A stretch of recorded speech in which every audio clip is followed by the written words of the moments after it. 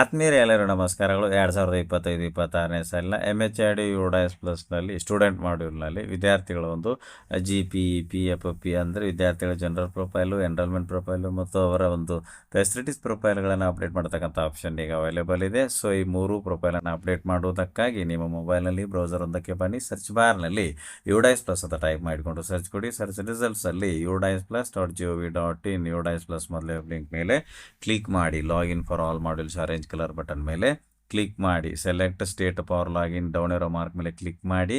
ಇಲ್ಲಿ select ಸ್ಟೇಟ್ನಲ್ಲಿ Karnataka select ಮಾಡಿಕೊಂಡು ಗೋ orange colour button ಮೇಲೆ ಕ್ಲಿಕ್ ಮಾಡಿ. ಇಲ್ಲಿ ಬೇರೆ ಬೇರೆ ಲಾಗಿನ್ಗಳಿವೆ. ಅಲ್ಲಿ UDAS ಪ್ಲಸ್ ಲಾಗಿನ್ ಬರೋ ಕರ್ನಾಟಕ, ಇಲ್ಲಿ ಬೇರೆ ಬೇರೆ ಲಾಗಿನ್ಗಳಿವೆ. ಇಲ್ಲಿ ಸ್ಟೂಡೆಂಟ್ ಪ್ರೊಫೈಲ್ ಮುಂದೆ ಇರುವ ಲಾಗಿನ್ ಆರೆಂಜ್ ಕಲರ್ ಬಟನ್ ಮೇಲೆ ಕ್ಲಿಕ್ಕನ್ನು ಮಾಡಿ. ಸೊ ಇದು UDAS plus SDMS student database management system login for Karnataka. So user ಐಡಿಯಲ್ಲಿ ನಿಮ್ಮ ಶಾಲೆಯ UDAS ಸಂಖ್ಯೆಯನ್ನು ಕೊಡಿ. ಎಂಟರ್ ಪಾಸ್ವರ್ಡ್ನಲ್ಲಿ ನೀವು UDAS ಪ್ಲಸ್ಗೆ ಸೆಟ್ ಮಾಡಿಕೊಂಡಿರ್ತಕ್ಕಂತಹ ಪಾಸ್ವರ್ಡನ್ನು ಕೊಡಿ. ಎಂಟರ್ ಕ್ಯಾಪ್ಚಾ, ಇಲ್ಲಿ ರೆಡ್ ಕಲರಲ್ಲಿ ಕ್ಯಾಪ್ಚಾ ಕೊಟ್ಟಿದ್ದಾರೆ, ಅದನ್ನು ಕ್ಯಾಪ್ಚಾ ಬಾಕ್ಸ್ನಲ್ಲಿ ಕೊಟ್ಟು ಲಾಗಿನ್ ಬ್ಲೂ ಕಲರ್ ಬಟನ್ ಮೇಲೆ ಕ್ಲಿಕ್ ಮಾಡಿ. ಸ್ಟೂಡೆಂಟ್ ಮಾಡ್ಯೂಲ್ನ ಹೋಮ್ ಪೇಜ್ಗೆ ಬನ್ನಿ.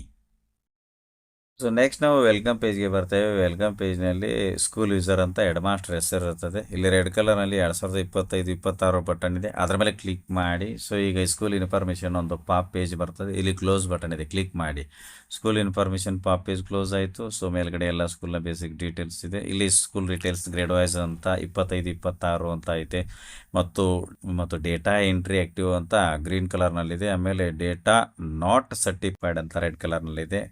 ಇಲ್ಲಿ view class wise, view section wise ಇದೆ. ನಾನು ವ್ಯೂ ಸೆಕ್ಷನ್ ವೈಸ್ ಸೆಲೆಕ್ಟ್ ಮಾಡ್ತೇನೆ.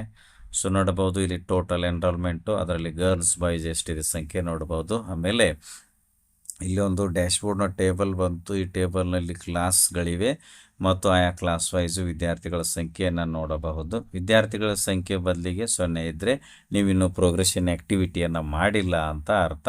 ಸೊ ಪ್ರೋಗ್ರೆಷನ್ ಆ್ಯಕ್ಟಿವಿಟಿಯನ್ನು ಮಾಡಿ. ಪ್ರೋಗ್ರೆಷನ್ ಆ್ಯಕ್ಟಿವಿಟಿ ಮಾಡೋದು ಹೇಗೆ ಇದ್ರ ಬಗ್ಗೆ ವಿಡಿಯೋ ಚಾನಲ್ನಲ್ಲಿದೆ, ಲಿಂಕ್ ಡಿಸ್ಕ್ರಿಪ್ಷನಲ್ಲಿ ಕೊಟ್ಟಿದ್ದೇವೆ. ವಿಡಿಯೋ ನೋಡಿ, ಮೊದಲಿಗೆ ಪ್ರೋಗ್ರೆಷನ್ ಆ್ಯಕ್ಟಿವಿಟಿ ಮಾಡಿ. ನಾನು ಪ್ರೋಗ್ರೆಷನ್ ಆ್ಯಕ್ಟಿವಿಟಿಯನ್ನು ಮಾಡಿದ್ದೇನೆ ಮತ್ತು ಪ್ರೋಗ್ರೆಷನ್ ಆ್ಯಕ್ಟಿವಿಟಿಯಲ್ಲಿ ಫೈನಲೈಸ್ ಕೂಡ ಮಾಡಿದ್ದೇನೆ. ಒಂದು 3-4 ತಾಸು ಅಥವಾ 24 ಅವರ್ಸ್ ಆದಮೇಲೆ ಏನಾಗ್ತದೆ, ವಿದ್ಯಾರ್ಥಿಗಳ ಒಂದು ಸಂಖ್ಯೆ ಈ ಒಂದು ಡ್ಯಾಶ್ಬೋರ್ಡ್ನಲ್ಲಿ ಬರ್ತದೆ. ಫಸ್ಟ್ ಸ್ಟ್ಯಾಂಡರ್ಡ್ ಎಲ್ಲ 0 ಇದೆ ಮತ್ತು ಫಸ್ಟ್ ಸ್ಟ್ಯಾಂಡರ್ಡಿಗೆ ಈ ವರ್ಷಕ್ಕೆ 25-26 ಸಾಲಿಗೆ ಆ್ಯಡ್ ಸ್ಟೂಡೆಂಟ್ ಆಪ್ಷನ್ ಕೊಟ್ಟಿಲ್ಲ. ಕೊಟ್ಟ ಮೇಲೆ ಇಲ್ಲಿ ಆ್ಯಕ್ಷನಲ್ಲಿ ವ್ಯೂ ಮ್ಯಾನೇಜ್ ಬದಲಿಗೆ ಆ್ಯಡ್ ಸ್ಟೂಡೆಂಟ್ ಬರ್ತದೆ. ಸೊ ಆಗ ನಾವು ಸ್ಟೂಡೆಂಟ್ ಫಸ್ಟ್ ಸ್ಟ್ಯಾಂಡರ್ಡ್ಗೆ 25-26 ಸಾಲಿಗೆ ವಿದ್ಯಾರ್ಥಿಗಳನ್ನು ಆ್ಯಡ್ ಮಾಡಬಹುದಾಗಿರುತ್ತದೆ. 7ನೇ ಕ್ಲಾಸಲ್ಲಿ ನಮ್ಮ ಶಾಲೆಯಲ್ಲಿ ಒಟ್ಟು 25 ವಿದ್ಯಾರ್ಥಿಗಳಿದ್ದಾರೆ, ಟೋಟಲ್ ನಂಬರ್ ಇನ್ ಕ್ಲಾಸ್ 7ಗೆ. ಆಮೇಲೆ ಇನ್ಕಂಪ್ಲೀಟ್ ಈ ಕಾಲಮ್ನಲ್ಲಿ ಅಲ್ಲಿಯೂ ಕೂಡ 25 ಅಂತ ರೆಡ್ ಕಲರ್ನಲ್ಲಿದೆ. ಇದು ರೆಡ್ ಕಲರ್ನಲ್ಲಿ ಹಾಕಿದಪ್ಪ ಅಂದರೆ ಈ ವಿದ್ಯಾರ್ಥಿಗಳ 3 profile GPE FP general profile, enrolment profile, facilities profile ಇವೆಲ್ಲ ಅಪ್ಡೇಟ್ ಮಾಡಿದ ಮೇಲೆ ರೆಡ್ ಕಲರ್ನಲ್ಲಿ ಬಂದಿರೋದು ಹೋಗ್ತದೆ. ಸೊ ಈ GPE FP ಅಪ್ಡೇಟ್ ಮಾಡಬೇಕು. ನಾನೀಗ ಈ ಒಂದು 5ನೇ ತರಗತಿ ಒಂದು ಲಾಸ್ಟ್ ಕಾಲಮ್ನಲ್ಲಿ ವ್ಯೂ ಮ್ಯಾನೇಜ್ ಏನಿದೆ ಇದ್ರ ಮೇಲೆ ಕ್ಲಿಕ್ ಮಾಡ್ತೇನೆ. ಸೊ ನೋಡ್ರಿ, ಈಗ 5ನೇ ತರಗತಿ ವಿದ್ಯಾರ್ಥಿಗಳ ಲಿಸ್ಟ್ ಓಪನ್ ಆಯಿತು. ಈ ಲಿಸ್ಟ್ನಲ್ಲಿ ಏನೊಂದು ಟೇಬಲ್ ಇದೆ, ಟೇಬಲ್ನಲ್ಲಿ ನೋಡ್ಬೋದು. ಇಲ್ಲಿ ಪ್ರತಿಯೊಬ್ಬ ವಿದ್ಯಾರ್ಥಿಯ ಒಂದು class, section, pain number, student name, gender, date of birth ಇದೆ. ಮತ್ತು ಎಂಟ್ರಿ ಸ್ಟೇಟಸಲ್ಲಿ ಪ್ರತಿಯೊಬ್ಬ ವಿದ್ಯಾರ್ಥಿಗೆ ನಾಟ್ ಸ್ಟಾರ್ಟೆಡ್ ಅಂತ ರೆಡ್ ಕಲರ್ನಲ್ಲಿ ಇದೆ. ಮತ್ತು ಲಾಸ್ಟ್ ಕಾಲಮಲ್ಲಿ ಪ್ರತಿಯೊಬ್ಬ ವಿದ್ಯಾರ್ಥಿಗಳಿಗೆ GPE FP ಈ 3 ಬಟನ್ಗಳು ಲಾಸ್ಟ್ ಕಾಲಮ್ನಲ್ಲಿ ಪ್ರತಿಯೊಬ್ಬ ವಿದ್ಯಾರ್ಥಿಗಳಿಗೆ ರೆಡ್ ಕಲರ್ನಲ್ಲಿ ಬಂದಿದೆ.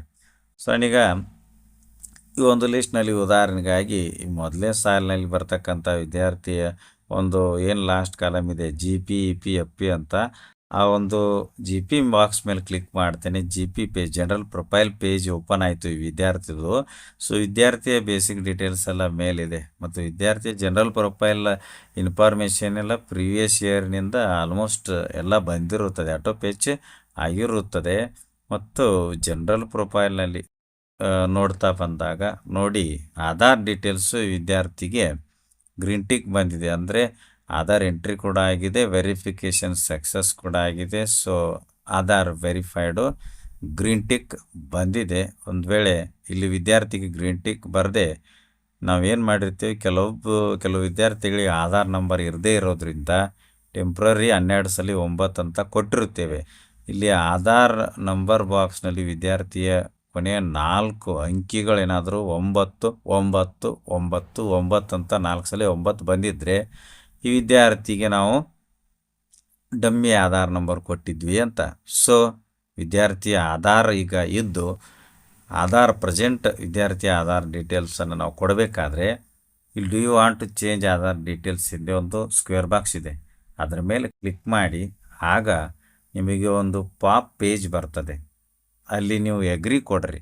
ಆಮೇಲೆ ಆ ವಿದ್ಯಾರ್ಥಿಯ ಆಧಾರ್ ನಂಬರನ್ನು ಈ ಬಾಕ್ಸ್ನಲ್ಲಿ ಕೊಡ್ರಿ. ಆಧಾರ್ ಕಾರ್ಡ್ನಲ್ಲಿರುತ್ತೆ ಹೆಸರನ್ನು ಈ ಬಾಕ್ಸ್ನಲ್ಲಿ ಕೊಡಿ. ಸೊ ಇದು ಆಧಾರ್ ಡೀಟೇಲ್ಸು ಆ್ಯಡ್ ಮಾಡೋದಾಯಿತು. ನೆಕ್ಸ್ಟ್ ಸ್ಕ್ರಾಲ್ ಮಾಡ್ತಾ ಬನ್ನಿ. ಇನ್ನು ಲಾಸ್ಟಲ್ಲಿ ಬ್ಲಡ್ ಗ್ರೂಪ್ ಕಂಪಲ್ಸರಿ ಪ್ರತಿಯೊಬ್ಬ ವಿದ್ಯಾರ್ಥಿಗೆ ನೀವು ಜನರಲ್ ಪ್ರೊಫೈಲ್ನಲ್ಲಿ ಎಂಟ್ರಿ ಮಾಡಬೇಕು. ಡೌನ್ ಏರೋ ಮಾರ್ಕ್ ಮೇಲೆ ಕ್ಲಿಕ್ ಮಾಡಿ ವಿದ್ಯಾರ್ಥಿಯ ಒಂದು ಬ್ಲಡ್ ಗ್ರೂಪನ್ನು ಈ ಒಂದು ಲಿಸ್ಟ್ನಿಂದ ನೀವು ಸೆಲೆಕ್ಟ್ ಮಾಡ್ಕೋರಿ. ವಿದ್ಯಾರ್ಥಿಯ ಬ್ಲಡ್ ಗ್ರೂಪ್ ಡೀಟೇಲ್ಸ್ ನಿಮ್ಮ ಬಳಿ ಇಲ್ಲ ಅಂದರೆ under investigation result will be updated soon ಇದನ್ನು ನೀವು ಸೆಲೆಕ್ಟ್ ಮಾಡ್ಕೋರಿ. ಸೇವ್ ಕ್ಲಿಕ್ ಮಾಡಿರಿ. ಸೊ ಈಗೇನಾಗ್ತದೆ, ಜನರಲ್ ಡೇಟಾ ಅಪ್ಡೇಟೆಡ್ ಸಕ್ಸಸ್ಫುಲಿ ಅಂತ ಬಂತು. ಕ್ಲೋಸ್ ಮೇಲೆ ಕ್ಲಿಕ್ ಮಾಡಿ, ನೆಕ್ಸ್ಟ್ ಮೇಲೆ ಕ್ಲಿಕ್ ಮಾಡಿ. ಇ ಪಿ ಪೇಜ್ ಬಂತು, ಎನ್ರೋಲ್ಮೆಂಟ್ ಪ್ರೊಫೈಲ್ ಅಂತ. ಇ ಪಿ ಪೇಜ್ನಲ್ಲಿರ್ತಕ್ಕಂಥ ಡೀಟೇಲ್ಸ್ ಕೂಡ ಆಲ್ಮೋಸ್ಟ್ ಪ್ರಿವಿಯಸ್ ಇಯರ್ನಿಂದ ಆಟೋ ಪೇಜ್ ಆಗಿರುತ್ತದೆ. ಸೊ ಈ ಇ ಪಿಯಲ್ಲಿ ನೀವು ಕಡ್ಡಾಯವಾಗಿ ಫಿಲ್ ಮಾಡ್ತಕ್ಕಂಥ ಬಾಕ್ಸ್ ಯಾವುದಪ್ಪ ಅಂದರೆ ವಿದ್ಯಾರ್ಥಿಯ ಒಂದು ರೋಲ್ ನಂಬರ್ ನೀವು ಕಂಪಲ್ಸರಿ ಫಿಲ್ ಮಾಡಬೇಕು. ಇದನ್ನು ಫಿಲ್ ಮಾಡದಿದ್ದರೆ ಈ ಪೇಜ್ ಸೇವ್ ಆಗೋದಿಲ್ಲ. ಆಮೇಲೆ ವಿದ್ಯಾರ್ಥಿಗಳಿಗೆ ನಾವು ಲ್ಯಾಂಗ್ವೇಜ್ ಗ್ರೂಪನ್ನು ಕೂಡ ಕೊಡಬೇಕು. ಆಲ್ಮೋಸ್ಟು ವಿದ್ಯಾರ್ಥಿಗಳ ಲ್ಯಾಂಗ್ವೇಜ್ ಗ್ರೂಪು ಆಟೋ ಪೇಜ್ ಆಗಿರುತ್ತದೆ, ಇಲ್ಲ ಅಂದರೆ ಸೆಲೆಕ್ಟ್ ಮಾಡಬೇಕು. ಲ್ಯಾಂಗ್ವೇಜ್ ಗ್ರೂಪ್ ಕೊಡಬೇಕಾದ್ರೆ ಇಲ್ಲಿದೆ, ಅದು 4.2.3ನಲ್ಲಿ ಇಲ್ಲಿ ಬಾಕ್ಸ್ನಲ್ಲಿ ಮೇಲೆ ಕ್ಲಿಕ್ ಮಾಡಿ ಡೌನ್ ಏರೋ ಮಾರ್ಕ್ ಮೇಲೆ ಕ್ಲಿಕ್ ಮಾಡಿದಾಗ ಲ್ಯಾಂಗ್ವೇಜ್ ಗ್ರೂಪ್ ತೋರಿಸುತ್ತೆ. ಲ್ಯಾಂಗ್ವೇಜ್ ಗ್ರೂಪನ್ನು ಸೆಲೆಕ್ಟ್ ಮಾಡ್ಕೊಳ್ಳಿ. 1 to 5th ಇದ್ದರೆ 2 ಲ್ಯಾಂಗ್ವೇಜ್ ಗ್ರೂಪ್ಗಳು ತೋರಿಸುತ್ತೆ. ಫಾರ್ ಎಕ್ಸಾಂಪಲ್ ಕನ್ನಡ, ಇಂಗ್ಲೀಷ್ ಅಂತ. ಒಂದು ವೇಳೆ ನೀವು 6 to SLC ವಿದ್ಯಾರ್ಥಿಗಳಿಗೆ ಅಲ್ಲಿ ಏನಾಗ್ತದೆ ಲ್ಯಾಂಗ್ವೇಜ್ ಗ್ರೂಪಲ್ಲಿ 3 ಲ್ಯಾಂಗ್ವೇಜಸ್ ತೋರಿಸುತ್ತೆ. ಸೊ ನಾವೀಗ 7ನೇ ತರಗತಿ ವಿದ್ಯಾರ್ಥಿಗಳ ಈ ಒಂದು G P E P update ಮಾಡ್ತಾ ಇರೋದ್ರಿಂದ ಇಲ್ಲಿ ವಿದ್ಯಾರ್ಥಿ 7th. ಸೊ ಈ ವಿದ್ಯಾರ್ಥಿಗೆ 3 ಲ್ಯಾಂಗ್ವೇಜ್ ಗ್ರೂಪ್ ತೋರಿಸ್ತಾ ಇದೆ. ಸೊ ನಾನು ಇಲ್ಲಿ ಬಂದಿರತಕ್ಕಂಥ ಲ್ಯಾಂಗ್ವೇಜ್ ಗ್ರೂಪನ್ನು ವಿದ್ಯಾರ್ಥಿಗೆ ಕೊಡ್ತೇನೆ. ಕೆಳಗಡೆಗೆ ಸ್ಕ್ರಾಲ್ ಮಾಡಿ ಮತ್ತು ಇಲ್ಲಿ ಪರ್ಸೆಂಟೇಜು ಡೇಜ್ ಇದೆ, ಅಂದರೆ ಈ ವಿದ್ಯಾರ್ಥಿಯನ್ನು ನಾವು ಪ್ರಮೋಟ್ ಮಾಡಬೇಕಾದ್ರೆ ಏನು ಈ ವಿದ್ಯಾರ್ಥಿಗೆ ನಾವು ಅಟೆಂಡೆನ್ಸು ಮತ್ತು ಅಟೆಂಡೆನ್ಸು ಮತ್ತು ಈ ಥರ ಒಂದು ಏನು ಪರ್ಸೆಂಟೇಜ್ ಫಿಲ್ ಮಾಡಿರ್ತೀವಿ ಅದೆಲ್ಲ ಇಲ್ಲಿ ಆಟೋ ಪೇಜ್ ಆಗಿರುತ್ತದೆ. ಸೊ ಈ ಎನ್ರೋಲ್ಮೆಂಟ್ ಪ್ರೊಫೈಲ್ ಡೀಟೇಲ್ಸನ್ನೆಲ್ಲ ಒಂದು ಸಲ ಚೆಕ್ ಮಾಡಿ ಎಡಿಟ್ ಇದ್ದರೆ ಅಪ್ಡೇಟ್ ಮಾಡಿ ಸೇವ್ ಮೇಲೆ ಕ್ಲಿಕ್ ಮಾಡಿ. ಎನ್ರೋಲ್ಮೆಂಟ್ ಡೇಟಾ ಸೇವ್ಡ್ ಸಕ್ಸಸ್ಫುಲಿ ಅಂತ ಬರ್ತದೆ. ಇಲ್ಲಿ ನೆಕ್ಸ್ಟ್ ಕ್ಲಿಕ್ ಮಾಡಿ. ವಿದ್ಯಾರ್ಥಿಯ ಫೆಸಿಲಿಟಿ ಪ್ರೊಫೈಲ್ ಪೇಜ್ ಬಂತು. ಅಂದರೆ ಇಲ್ಲಿ ವಿದ್ಯಾರ್ಥಿಗಳಿಗೆ ನಾವು ಯಾವ್ಯಾವ ಫೆಸಿಲಿಟೀಸ್ಗಳನ್ನ ಪ್ರೊವೈಡ್ ಮಾಡಿದ್ದೇವೆ ಅದನ್ನು ಈ ಒಂದು ಪೇಜ್ನಲ್ಲಿ ನೀವು ಫಿಲ್ ಮಾಡ್ತಾ ಹೋಗಬೇಕು. ಇಲ್ಲಿ ಮೊದಲನೇ ಪ್ರಶ್ನೆ 25-26ನೇ ಸಾಲಿಗೆ ಈ ವಿದ್ಯಾರ್ಥಿಗೆ ನೀವು ಯಾವ ಫೆಸಿಲಿಟೀಸ್ ಪ್ರೊವೈಡ್ ಮಾಡಿದ್ದೀರಿ ಅದನ್ನು ಫಿಲ್ ಮಾಡಿ ಅಂತ ಇದೆ. ಸೊ ಇಲ್ಲಿ ಎಸ್ ನೋಗಳಿವೆ. ಎಸ್ ರೇಡಿಯೋ ಬಟನ್ ಕ್ಲಿಕ್ ಮಾಡ್ತೇನೆ, ಅದು ಬ್ಲೂ ಕಲರ್ ಬಂತು. ಇಲ್ಲಿ ರಿಕ್ವೈರ್ಡ್ ಅಂತ ಬಂತು. ಸೊ ಎಸ್ ಅಂತ ಕೊಟ್ಮೇಲೆ ಯಾವ ಫೆಸಿಲಿಟಿ ಕೊಟ್ಟಿದ್ದೀರಿ ವಿದ್ಯಾರ್ಥಿಗಳಿಗೆ. ನಾವು ಈ ವಿದ್ಯಾರ್ಥಿಗೆ ಪ್ರೀ ಟೆಕ್ಸ್ಟ್ ಬುಕ್ ಕೊಟ್ಟಿದ್ದೇವೆ, ಅದರ ಹಿಂದೆ ಇರೋ ಸ್ಕ್ವೇರ್ ಬಾಕ್ಸ್ ಟಚ್ ಮಾಡಿದೆ, ಅದು ಬ್ಲೂ ಟಿಕ್ ಮಾರ್ಕ್ ಬಂತು. ಯೂನಿಫಾರ್ಮ್ ಕೊಟ್ಟಿದ್ದೇವೆ, ಅದರ ಹಿಂದೆ ಇರೋ ಸ್ಕ್ವೇರ್ ಬಾಕ್ಸ್ ಟಚ್ ಮಾಡಿದಾಗ ಬ್ಲೂ ಟಿಕ್ ಮಾರ್ಕ್ ಬಂತು. CWSN ವಿದ್ಯಾರ್ಥಿಗೆ ಕೊಟ್ಟಿರ್ತಕ್ಕಂತಹ ಡೀಟೇಲ್ಸ್ ಫಿಲ್ ಮಾಡಿ ಅಂತ ಕೇಳಿದ್ದಾರೆ. ಈ ಡೇಟಾ ಫ್ರೀಜ್ ಇದೆ, ಈ ವಿದ್ಯಾರ್ಥಿ CWSN ವಿದ್ಯಾರ್ಥಿ ಅಲ್ಲ, ಹಿಂಗಾಗಿ ಈ ಒಂದು ಡೀಟೇಲ್ಸು ಫ್ರೀಸ್ ಆಗಿದೆ. ನೆಕ್ಸ್ಟು ಇಲ್ಲಿ 4.3.3 ಸ್ಪೆಸಿಫಿಕ್ ಲರ್ನಿಂಗ್ ಡಿಸಬಿಲಿಟಿ ಅಂತ ಇದೆ. ಎಸ್ ನೋ ರೇಡಿಯೋ ಬಟನ್ಗಳಿವೆ. ಈ ಒಂದು ಡಿಸಬಿಲಿಟಿ ಇದ್ದರೆ ಎಸ್ ಅಂತ ಕೊಡಿ, ಇಲ್ಲಾಂದರೆ ನೋ ಅಂತಕ್ಕಂಥದ್ದನ್ನು ಈ ವಿದ್ಯಾರ್ಥಿಗೆ ಅಪ್ಲೈ ಆಗ್ತಕ್ಕಂಥ ಒಂದು ಡಿಸಬಿಲಿಟಿ ಡೀಟೇಲ್ಸನ್ನು ಕೊಡಿ. ಅದೇ ರೀತಿ ಉಳಿದ ಎಲ್ಲ ಒಂದು ಬಾಕ್ಸ್ ನೀವು ಏನು ಮಾಡಬೇಕು, 4.3.3ನಿಂದ ಲಾಸ್ಟಲ್ಲಿ 4.3.12ವರೆಗೂ ಫಿಲ್ ಮಾಡಬೇಕು. ನೆಕ್ಸ್ಟು ಸ್ಟೂಡೆಂಟ್ ಹೈಟು ಮತ್ತು ವೇಟ್ ಕೇಳಿದ್ದಾರೆ. 4.3.10ನಲ್ಲಿ ಸ್ಟೂಡೆಂಟ್ ಹೈಟನ್ನು ಸೆಂಟಿಮೀಟರ್ನಲ್ಲಿ ಈ ಬಾಕ್ಸ್ನಲ್ಲಿ ಕೊಡ್ರಿ, ಸ್ಟೂಡೆಂಟ್ ವೇಟನ್ನು KGಯಲ್ಲಿ ಈ ಬಾಕ್ಸ್ನಲ್ಲಿ ಕೊಡಿ. ನಂತರ ಸೇವ್ ಕ್ಲಿಕ್ ಮಾಡಿ. ಸೊ ನೋಡಬಹುದು facility data has been saved successfully ಅಂತ ಬಂತು. ಗ್ರೀನ್ ರೈಟ್ ಮಾರ್ಕ್ ಕೂಡ ಬಂದಿದೆ. ನೆಕ್ಸ್ಟ್ ಮೇಲೆ ಕ್ಲಿಕ್ ಮಾಡಿ. ಸೊ ಈಗ ಪ್ರೊಫೈಲ್ ಪ್ರಿವ್ಯೂ ಅಂತಕ್ಕಂಥ ಒಂದು ಪೇಜ್ಗೆ ನಾವು ಬಂದಿದ್ದೇವೆ. 4th ಸ್ಟೆಪ್ ಇದು. ಸೊ ನೀವು ಇಲ್ಲಿವರೆಗೆ 3 ಫಾರ್ಮ್ ಏನು ಸೇವ್ ಮಾಡಿರಿ ಅದು general information of the student ಅಂತ ಒಂದೇ ಪೇಜ್ನಲ್ಲಿ ಬಂದುಬಿಡ್ತದೆ ಪ್ರೊಫೈಲ್ ರೀತಿ. ಈ ಒಂದು ಪ್ರೊಫೈಲ್ನಲ್ಲಿ ಚೆಕ್ ಮಾಡ್ತಾ ಬನ್ನಿ, ಸ್ಕ್ರಾಲ್ ಮಾಡ್ತಾ. ಸೊ ಚೆಕ್ ಮಾಡಿದ ಮೇಲೆ ಸರಿ ಇದ್ದರೆ ಕಂಪ್ಲೀಟ್ ಡೇಟಾ ಮೇಲೆ ಕ್ಲಿಕ್ ಮಾಡಿ ಶ್ಯೂರ್ ಕೇಳುತ್ತೆ, ಓಕೆ ಕೊಡಿ. ಡೇಟಾ ಕಂಪ್ಲೀಷನ್ ಇಸ್ ಕಂಪ್ಲೀಟ್ ಅಂತ ಬಂತು ಪಾಪಲ್ಲಿ ಮತ್ತು ಗ್ರೀನ್ ರೈಟ್ ಮಾರ್ಕ್ ಕೂಡ ಬಂತು.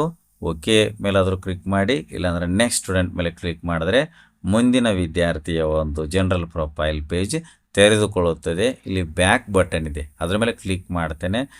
ಸೊ ನೋಡಬಹುದು ಇಲ್ಲಿ ಮೊದಲನೇ ಒಬ್ಬ ವಿದ್ಯಾರ್ಥಿಯ ಒಂದು GP, EP, FP ಇವೆಲ್ಲ ಈಗ ಗ್ರೀನ್ ಕಲರ್ನಲ್ಲಿ ಬಂದಿವೆ. ಅಪ್ಡೇಟ್ ಮಾಡುವುದಕ್ಕೂ ಮೊದಲು ರೆಡ್ ಕಲರ್ನಲ್ಲಿ ಇದ್ದವು. ಇದೇ ರೀತಿ ಏನು ಮಾಡಿರಿ, ಇಲ್ಲಿ ಇರ್ತಕ್ಕಂಥ ಎಲ್ಲ ವಿದ್ಯಾರ್ಥಿಗಳ ಈ ಒಂದು 3 forms GP, EP, FP update ಮಾಡಿ. ಇದರ ಜೊತೆಗೆ ಉಳಿದ ತರಗತಿಯ ಎಲ್ಲ ವಿದ್ಯಾರ್ಥಿಗಳ ಈ 3 ಫಾರ್ಮ್ಗಳನ್ನು ಅಪ್ಡೇಟ್ ಮಾಡಿ. ಸೊ ಇದಿಷ್ಟು ಏನಪ್ಪ ಅಂತ ಕೇಳಿದರೆ 2025-26ನೇ ಸಾಲಿನಲ್ಲಿ MHID UDAS+ ಸ್ಟೂಡೆಂಟ್ ಮಾಡ್ಯೂಲ್ನಲ್ಲಿ ವಿದ್ಯಾರ್ಥಿಗಳ ಜನರಲ್ ಪ್ರೊಫೈಲು, ಎನ್ರೋಲ್ಮೆಂಟ್ ಪ್ರೊಫೈಲು ಮತ್ತು ಫೆಸಿಲಿಟೀಸ್ ಪ್ರೊಫೈಲ್ಗಳನ್ನು ಅಪ್ಡೇಟ್ ಮಾಡ್ತಕ್ಕಂಥದ್ದು ಹೇಗೆ ಅನ್ನೋದನ್ನು ಇಲ್ಲಿವರೆಗೂ ನೋಡಿದೆವು. ವಿಡಿಯೋ ಇಷ್ಟ ಆದರೆ ಲೈಕ್ ಮಾಡಿ, ಉಪಯುಕ್ತ ಅನಿಸಿದರೆ ಶೇರ್ ಮಾಡಿ. ಈ ರೀತಿ ವಿಡಿಯೋಗಳಿಗಾಗಿ ಚಾನಲ್ಗೆ ಸಬ್ಸ್ಕ್ರೈಬ್ ಆಗಿ ಬೆಲ್ ಬಟನ್ ಪ್ರೆಸ್ ಮಾಡಿ ನೋಟಿಫಿಕೇಷನಲ್ಲಿ ಆಲ್ ಸೆಲೆಕ್ಟ್ ಮಾಡಿಕೊಳ್ಳಿ. ನಾವು ಮಾಡೋ ವಿಡಿಯೋಗಳ ಅಪ್ಡೇಟ್ಸ್ ಪಡಿತಾ ಇರಿ. Thanks for watching. ಧನ್ಯವಾದಗಳು. ವಂದೇ ಮಾತರಂ.